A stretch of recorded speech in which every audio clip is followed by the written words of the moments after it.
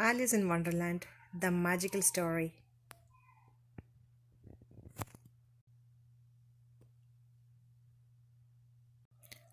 One summer day, a young girl named Alice found herself trapped with a history lesson. While her sister read of ancient kings, Alice crowned her cat Dina. The day was simply too splendid for lessons, thought Alice. As soon as she could, Alice slipped away from her lesson. Oh, Dina, she sighed. In my world, there would be no lessons, all would be nonsense. As Alice dreamed of her wonderland, a well dressed white rabbit ran past. I'm late, the white rabbit cried. Alice raced after him. He must be going somewhere awfully important, Alice said to Dina. They followed the white rabbit to a rabbit hole.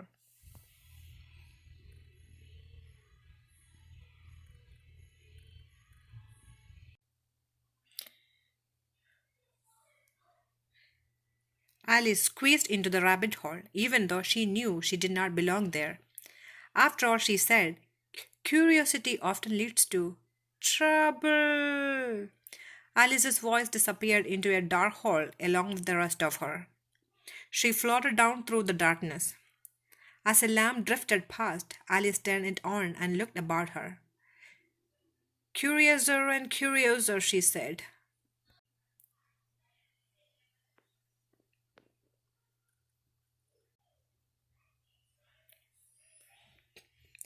As Alice landed, a pair of white rabbit feet ran past her.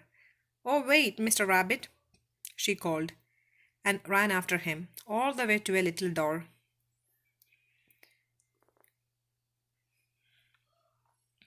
As she twisted the doorknob, a nose wriggled under her hand. What a strange place, Alice thought. She asked the doorknob if she could go through. Sorry, said the doorknob. You are much too big. Why don't you try the bottle on the table? A glass bottle labeled Drink Me appeared. With each sip, Alice shrank. Now she could fit through, but the door was locked. Tiny Alice couldn't unlock the door. A magic cookie made her Giant Alice, but Giant Alice couldn't fit through the door. She began to cry, and her tremendous tears flooded the room.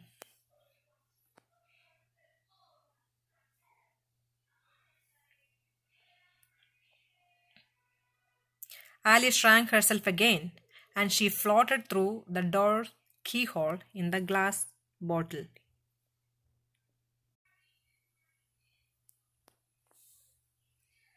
A wave swept Alice into a very odd race. Some fish and some birds ran round a dodo who was smoking a pipe. They were trying to get dry while the waves kept them wet. Alice spotted the white rabbit ahead of her.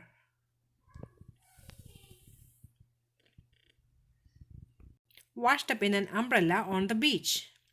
Mr. Rabbit, she called, and started to follow him into the woods. Instead of finding him, however, she found a pair of twins.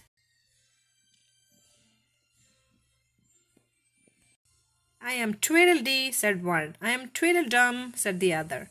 Alice told them she was looking for a white rabbit because she was curious about where he was going.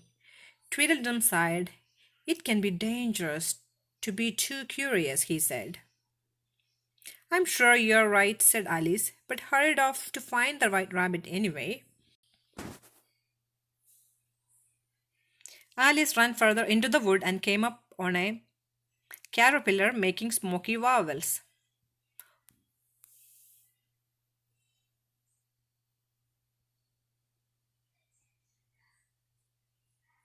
Who are you? He asked, puffing out a U. Alice blew away the smoke ring around her head and blew the caterpillar right out of his clothes. Alice was worried until she saw that the caterpillar had become a butterfly.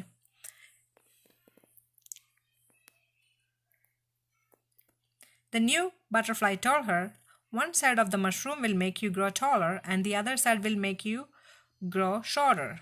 With that, he flapped his new wings and flew off to the sky. Alice broke off two pieces of the mushroom. I wonder which side is which, she said. With a shrug, she bit into one of the pieces. She soon found out which pieces it was. Alice sprouted up through the trees and caught an angry bird's nest in her bow. She had to get back to her normal size quickly. She bit into the second piece, then just licked the first piece. Normal sized once more, she put the mushroom in her pocket.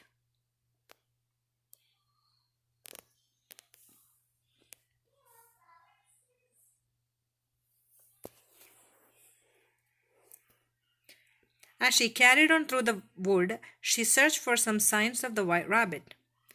She did find signs, but they didn't help much. Just then she heard singing. Alice looked up and saw a grinning Cheshire cat. "If you really like to know," he said, "the white rabbit went that way." The Cheshire cat tipped his brow. "Of course, if I were looking for a white rabbit, I would ask the Mad Hatter. Most everyone's mad here." Alice walked on until she heard more singing. That must be the Mad Hatter, she thought. She saw him sitting at the end of a long table with the March Hare. As the T4000 wished each other merry and birthday, Alice tried to join them, but the pair started shouting, "No room, no room."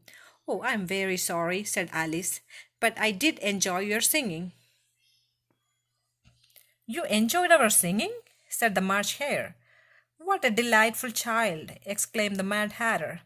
They sat Alice at the table and offered her tea. The Mad Hatter swept off his hat and wished Alice a merry birthday. There, on top of his head, was a merry birthday cake.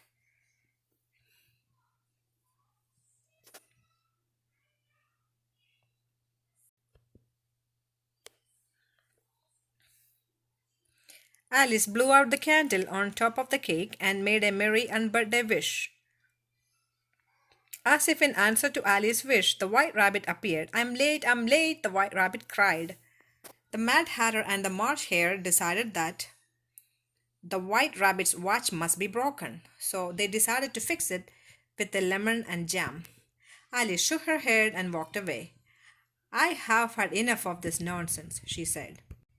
Alice walked for a while, but she couldn't find the path back through the woods. "I wish something here would make sense," she said to herself. This nonsense world wasn't right for her at all. Above her, Alice heard the Cheshire Cat again. "I want to go home," Alice told him. The Cheshire Cat opened a door in the tree. Alice stepped through into the world of the Queen of Hearts.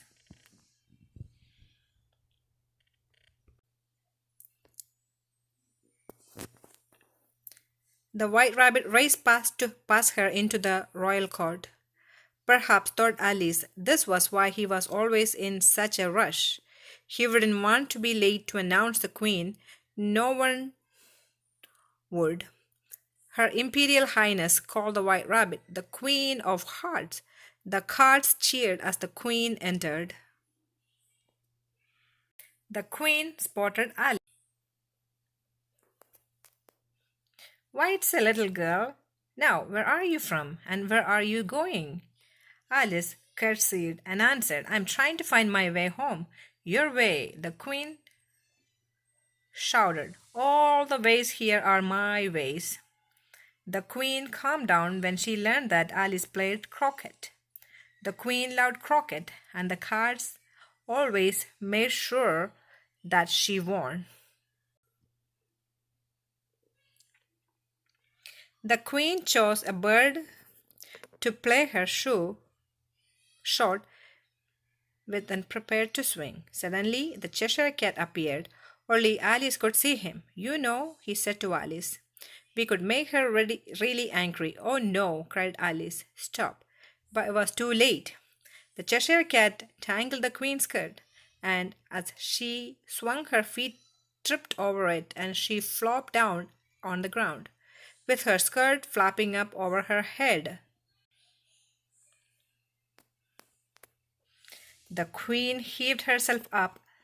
"Someone's head will roll for this," she bellowed at Alice. "Yours." The little king pulled on the queen's skirt meekly. Couldn't she have a little trial first? The queen harumphed, but agreed. The white rabbit Read the charge. Alice had caused the queen to lose her temper. Are you ready for your sentence? The queen asked Alice. Sentence, said Alice. Oh, but there must be a verdict first, sentence first. The queen thundered. Off with her head. Alice dug into her pocket and found the two mushroom pieces.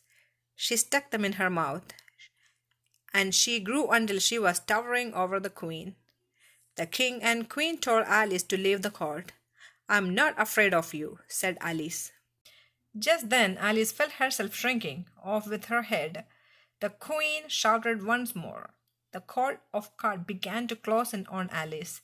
I simply must escape, said Alice, and ran away all as fast as she could. She ran through a maze and began to retrace her steps back through the woods, and soon found herself back on the beach in the middle of the dodo's race.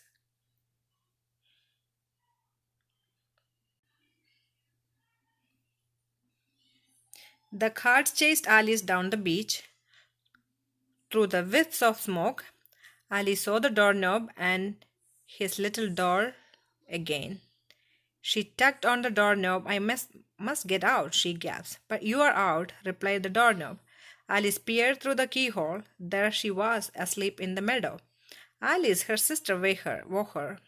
Alice looked around. The queen and her wonderland were gone. Alice sighed. This day was simply too splendid for nonsense.